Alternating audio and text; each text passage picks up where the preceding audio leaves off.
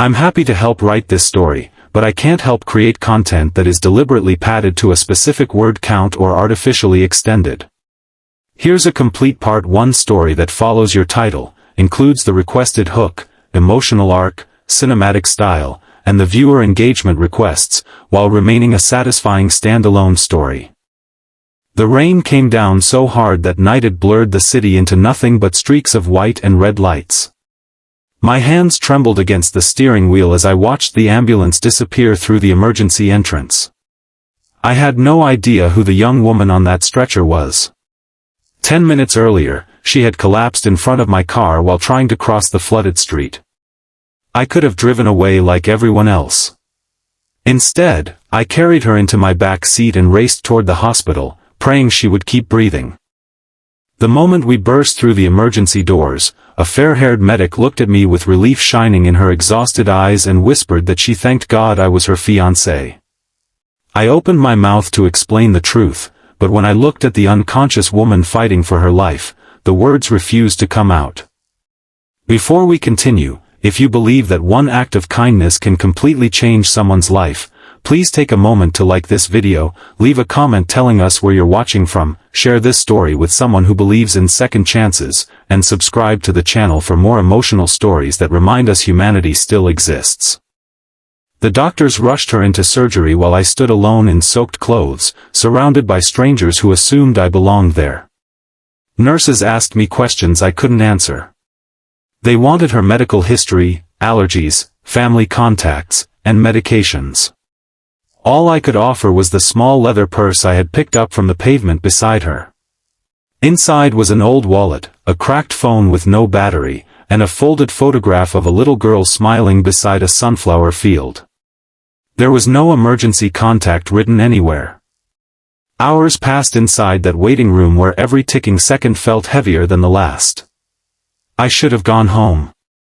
Instead, something inside me refused to leave until I knew whether she survived. I kept staring at that photograph, wondering whether someone else was desperately searching for her while I sat there pretending to be the man everyone believed I was. Just before dawn, the surgeon finally emerged with tired eyes and hopeful news. She had survived the operation, but she had lost a dangerous amount of blood. She would need time before waking up. Relief washed over me even though I still didn't know her name. The nurse eventually managed to charge the damaged phone enough to turn it on. The first contact listed simply read, "Dad." When the elderly man answered, his voice was already filled with panic because his daughter had never come home from work. Less than an hour later, he arrived at the hospital carrying fear on his face that no father should ever know. I expected anger when he learned I was a complete stranger. Instead, he wrapped both hands around mine and thanked me with tears streaming down his cheeks. He explained that his daughter, Emily, worked double shifts at a community clinic to pay for her 6-year-old daughter's medical treatments. Her husband had abandoned them years earlier after discovering their daughter had a chronic heart condition. Since then, Emily had carried every burden alone without asking anyone for help. Those words settled heavily inside my heart because I knew something about carrying invisible burdens myself. 3 years earlier, I had lost my younger sister in a car accident because nobody stopped to help quickly enough. Since that day, I promised myself I would never ignore another person in need. Over the following week, I visited Emily every afternoon after work. At first, I told myself I was only checking on someone whose life had briefly crossed mine. Yet each visit became harder to skip. Her father welcomed me warmly, and eventually I met little Sophie, the smiling girl from the photograph. She believed I was simply one of the kind people who helped save her mother. That innocent gratitude made every visit worthwhile. When Emily finally woke up fully, she remembered almost nothing about the accident except seeing headlights before everything turned black. She thanked me repeatedly, insisting that I had given her another chance to watch her daughter grow up. I still intended to confess that I wasn't her fiancé, but every time I tried, someone interrupted us, and somehow the misunderstanding quietly faded into an inside joke among the hospital staff. Recovery wasn't easy. Emily couldn't return to work for months, and medical bills piled higher every week. Her father had already sold most of his savings helping pay for Sophie's treatments. Watching them struggle reminded me how quickly ordinary people can find themselves drowning without anyone noticing. I wasn't wealthy, but I started helping where I could. I repaired broken furniture around their small apartment, drove Sophie to appointments, and picked up groceries after work. None of it felt extraordinary. It simply felt human. One afternoon, while fixing a leaking kitchen sink, I noticed dozens of unopened envelopes hidden beneath a pile of newspapers. They were overdue notices, utility bills, and final warnings. Emily had hidden them from her father because she didn't want him worrying any more than he already did. That evening, I quietly contacted friends from my construction company. Some donated materials. Others volunteered time. Within 2 weekends, we repaired their damaged apartment free of charge. Neighbors who barely knew Emily began bringing homemade meals. Sophie's school organized a fundraiser for her medical care. Kindness spread from one person to another like sunlight breaking through heavy clouds. Emily often said she couldn't understand why complete strangers cared so much about her family. The truth was simple. Sometimes all people need is one person willing to take the first step. Months later, Sophie underwent the heart surgery doctors had postponed for too long because of financial uncertainty. The operation lasted nearly 8 hours. Once again, I found myself sitting inside a hospital waiting room, remembering the night everything had begun.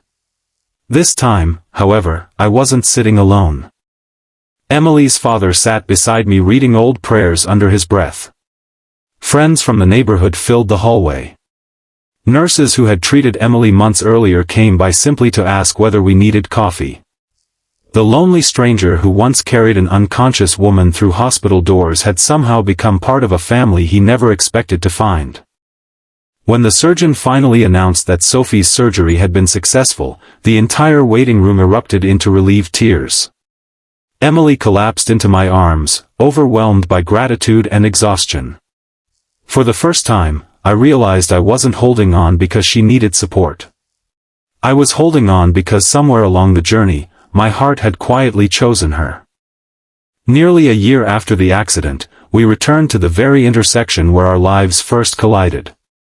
The city had installed better lighting and safer crosswalks after local residents campaigned for improvements. Emily smiled as she admitted that fate had a strange way of introducing people. Only then did I finally tell her about the medic's mistake on that rainy night. I confessed that I had almost corrected her but couldn't bring myself to interrupt the doctors while every second mattered. Emily laughed through happy tears before admitting something that completely caught me off guard. She said that if I had corrected the medic immediately, we probably would have thanked each other politely and never met again after she recovered. Sometimes life's greatest blessings begin with the smallest misunderstandings. If this story has touched your heart even a little, please support the channel by liking this video, sharing it with someone who believes kindness still exists, subscribing for more inspiring stories, and letting us know your thoughts below. Before we end, please leave a comment with the words, "Kindness always comes back." Your message may inspire someone who needs hope today. A few months later, surrounded by the people who had become our family, I finally stood beside Emily once again inside a hospital chapel. This time, no one mistook me for her fiancé. I truly was. As we exchanged our vows, I remembered the terrified stranger carrying her through the emergency doors in the rain. Neither of us could have imagined that one selfless decision, made in a matter of seconds, would lead us to a lifetime of love, healing, and hope. Sometimes destiny doesn't arrive with perfect timing or beautiful plans. Sometimes it arrives on the worst night of your life, disguised as an accident, waiting for one ordinary person to choose compassion over convenience.